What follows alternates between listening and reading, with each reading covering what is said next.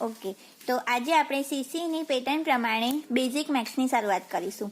મે બી તમને આ લેક્ચર બહુ ઇઝી લાગે, બટ જરૂરી નથી કે તમને આવડે એટલે બધાને આવડતું જ હોય. તો આપણે બેઝિકમાં બેઝિક મેથ્સથી શરૂઆત કરીશું. તો પહેલાં પ્રાકૃતિક નેચરલ નંબર. પ્રાકૃતિક એટલે કે નેચરલ નંબર. નેચરલ નંબર કોને કહેવાય? તો n is equal to 1, 2, 3 up to infinite. હવે આમાં તમને એવો ક્વેશ્ચન પૂછાઈ શકે કે સૌથી નાની પ્રાકૃતિક સંખ્યા કઈ? તો 1 આવશે. અને મોટી પૂછે તો ઇન્ફિનિટિવ. ઓકે, હવે પૂર્ણ સંખ્યા. પૂર્ણ સંખ્યા એટલે કે હોલ નંબર્સ.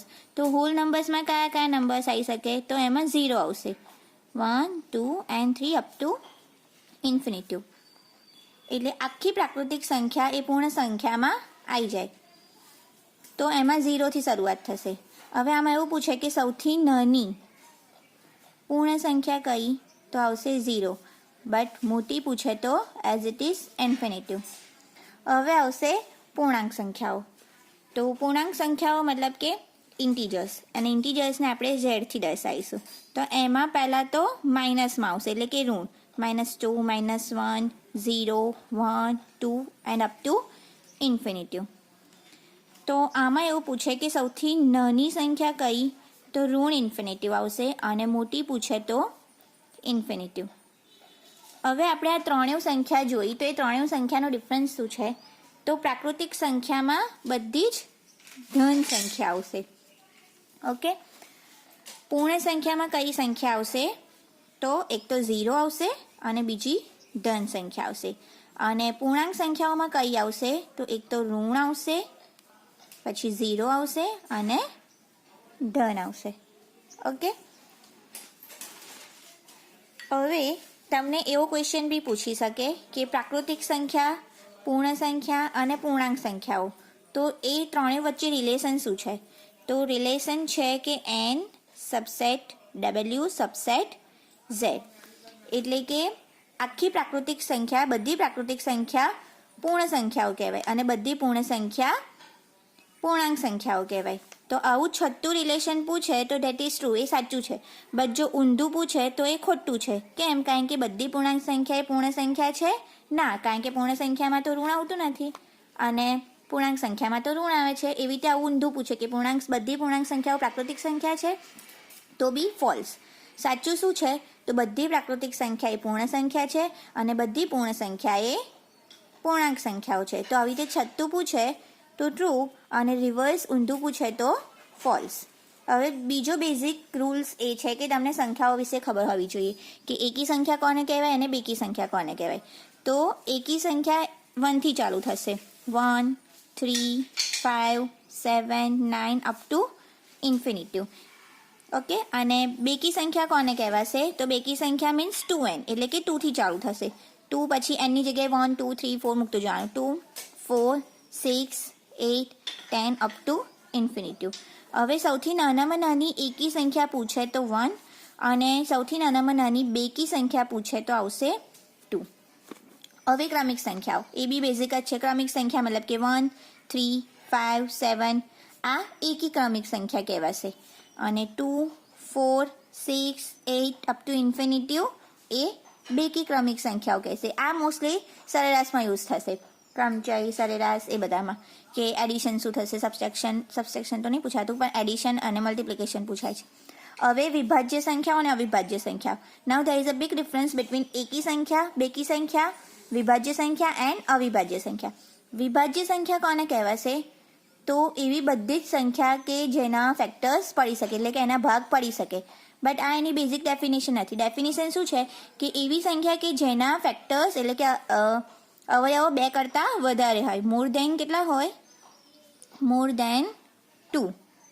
ફોર એક્ઝામ્પલ 6 છે તો 6ના ફેક્ટર્સ કયા થશે? 6 1 ઝા 6 એન્ડ 3 2 ઝા 6. તો 1, 2, 3, 4 4 ફેક્ટર્સ આવે ને, દેટ મીન્સ 6 એ શું છે? વિભાજ્ય સંખ્યા છે. બટ અવિભાજ્ય સંખ્યા કોને કહેવાય? એટલે કે પ્રાઇમ નંબર કોને કહેવાશે? તો પ્રાઇમ નંબર મીન્સ એવી સંખ્યા કે જેના ખાલી 2 ફેક્ટર હોય. ફોર એક્ઝામ્પલ 3, તો 3ના આપણે ફેક્ટર કેટલા પાડીશું? તો 3 1 ઝા 3. એના સિવાય કોઈ બીજા ફેક્ટર છે, અવયવ છે? નથી. તો જેના ખાલી 2 જ ફેક્ટર પડે એને અવિભાજ્ય સંખ્યા કહેવાય. ઓકે, અને જેના મોર દેન 2 ફેક્ટર્સ એટલે કે 2 કરતાં વધારે ફેક્ટર્સ પડે તો એને વિભાજ્ય સંખ્યા કહેવાય. અને એકી અને બેકી સંખ્યામાં શું ડિફરન્સ છે? ખાલી એક નંબર્સનો ડિફરન્સ છે, જેમ કે 1, 3, 5, 7, 9. હવે આમાં તમે અહીંયા એવું ના કહી શકો કે જે સંખ્યાને ડિવાઈડ ના કરી શકાય કે ભાગી ના શકાય તેવી બધી સંખ્યાને એકી સંખ્યા કહેવાય. ના, એકી સંખ્યામાં ખાલી એક નંબરનો ડિફરન્સ આવશે, જેમ કે 1 છોડીને 3, 1 છોડીને 5, 1 છોડીને 7, 9 અપ ટુ ઇન્ફિનિટી. બેકી સંખ્યામાં તમે એવું કરી શકો કે જે સંખ્યાને 2 વડે ભાગી શકાય એવી બધી જ સંખ્યા બેકી સંખ્યા કહેવાય. આઈ હોપ કે તમને લોકોને એકી બેકી અને વિભાજ્ય અવિભાજ્ય સંખ્યામાં ડિફરન્સ ખબર પડી ગઈ હશે. નેક્સ્ટ છે સહ અવિભાજ્ય સંખ્યા એટલે કે co prime number. Now what do you mean by co prime number? એવા નંબર કે જેનો ખાલી કોમન ફેક્ટર એક જ હોય. ફોર એક્ઝામ્પલ 5 અને 7. તો આ 5 અને 7 બંનેને આપણે ફેક્ટર પાડીશું તો કોમન ફેક્ટર એક જ મળશે, જેમ કે 5 1 = 5, 7 1 = 7. તો આ બંનેમાં કોમન ખાલી 1 છે. આવું તમને ક્યારે એક્ઝામમાં પૂછાશે, જેમ કે એવું કીધું છે કે 35ના એવા ફેક્ટર પાડો કે જે કો પ્રાઇમ નંબર હોય. તો 7 5 = 35. તો 7 અને 5નો કોમન ફેક્ટર તો એક જ છે ને, તો એ કો પ્રાઇમ નંબર કહેવાય. એટલે આવું તમને એક્ઝામ્પલમાં પૂછાઈ શકે કે તમારે ખાલી કો પ્રાઇમ ફેક્ટર જ પાડવાના છે એવી રીતે. દેન નેક્સ્ટ આપણે જોઈશું સમમેય સંખ્યા અને અસમમેય સંખ્યા. Now what do you mean by સમમેય સંખ્યા? સમમેય સંખ્યા કોને કહેવાશે? તો એવી બધી જ સંખ્યા કે જેને આપણે P અપન Qના છેદમાં દર્શાવી શકીએ, જેમ કે P એટલે અંશ અને Q એટલે છેદ, where Q is not equal to 0. એનો મતલબ કે છેદમાં કોઈ દિવસ 0 હોવો જોઈએ નહીં. તો એ બધી જ સંખ્યા કેવી કહેવાશે? સમમેય સંખ્યા કહેવાશે. હવે સમમેય સંખ્યામાં ઋણવાળી બી બધી સંખ્યા આવી જાય, માઇનસવાળી 0 બી આવે અને પ્લસ બી આવે. પછી વર્ગમૂળવાળી પણ બધી જ સંખ્યા આવી જાય. ઓકે, બટ ફોર એક્ઝામ્પલ વર્ગમૂળમાં 9 લખ્યા હોય તો 9નું વર્ગમૂળ તો 3 નીકળશે. તો શું 3 એ સમમેય સંખ્યા છે? નથી. 3 એ સમમેય સંખ્યા નથી. કેમ? કારણ કે વર્ગમૂળમાં 9 છે તો 9નું વર્ગમૂળ તો 3 નીકળી ગયું. તો એ સમમેય સંખ્યા કહેવાય નહીં, કારણ કે 3ને આપણે લખીશું. હા, 3ને આપણે 3/1 લખી શકીએ. Sorry, that was my mistake.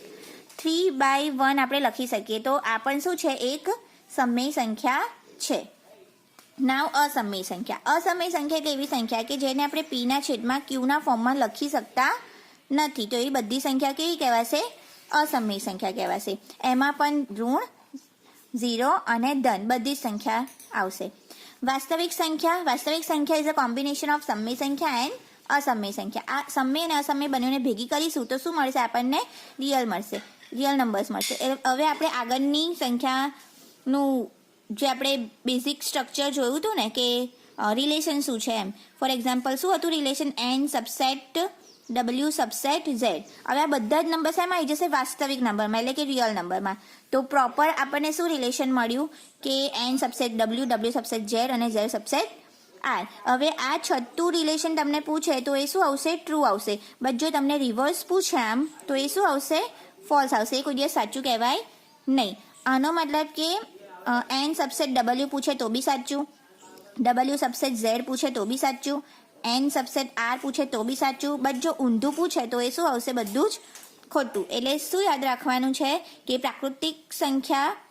બધી પ્રાકૃતિક સંખ્યા પૂર્ણ સંખ્યા છે, બધી પૂર્ણ સંખ્યા પ્રાકૃતિક સંખ્યા છે અને બધી પ્રાકૃતિક સંખ્યા વાસ્તવિક સંખ્યા છે. જો છઠ્ઠું પૂછે તો જ સાચું, બાકી બધું ખોટું. હવે તમને એક્ઝામમાં કઈ રીતે પૂછાઈ શકે? તો -3 અને 7 વચ્ચે કેટલીક પૂર્ણાંક સંખ્યાઓ આવે છે. તો એની માટે તમારે પહેલાં શું સમજવું પડશે? સંખ્યા રેખા. તો હું એક સંખ્યા રેખા ડ્રો કરીને બતાવું, બધાને આવડતી જશે. વચ્ચે શું આવે? 0. જો તમે લેફ્ટ સાઈડ જશો તો સંખ્યા માઇનસમાં થતી જશે અને જો આપણે રાઈટ સાઈડ જઈશું તો સંખ્યા પોઝિટિવ એટલે કે ધન થતી જશે. ઓકે, હવે આમાં શું યાદ રાખવાનું છે? તમને એવું પૂછ્યું કે સૌથી મોટામાં મોટી ઋણ સંખ્યા કઈ છે? ઋણ સંખ્યા. તો સૌથી મોટી ઋણ સંખ્યા કઈ? જેમ જેમ આપણે આમ જઈશું ને એમ સંખ્યા શું થશે? ઘટતી જશે. દેટ મીન્સ -1 એ સૌથી મોટી ઋણ સંખ્યા છે. બટ એવું પૂછે કે સૌથી મોટી ધન સંખ્યા કઈ છે અથવા તો સૌથી નાની ધન સંખ્યા કઈ છે? નાની આપણે પહેલા લઈએ તો નાની ધન સંખ્યા કઈ થશે? જેમ જેમ આપણે આમ જઈશું એમ સંખ્યા શું થશે? વધતી જશે. તો તો સૌથી નાનામાં નાની કઈ છે? 1. અને મોટામાં મોટી પૂછે તો ઇન્ફિનિટિવ. ઓકે, હવે ક્વેશ્ચન શું છે કે -3 અને 7 ની વચ્ચે, -3 એટલે આ -3 અને 7 એની વચ્ચે પૂછ્યું છે આપણને, એટલે -3 અને 7 લેવાનો નહીં. તો રહી કેટલી? 1 2 3 4 5 6 7 8 અને 9. તો આન્સર વિલ બી 9. ઓકે, હવે નેક્સ્ટ આપણે બેઝિક મેથ્સ માટે કાલે મળીશું.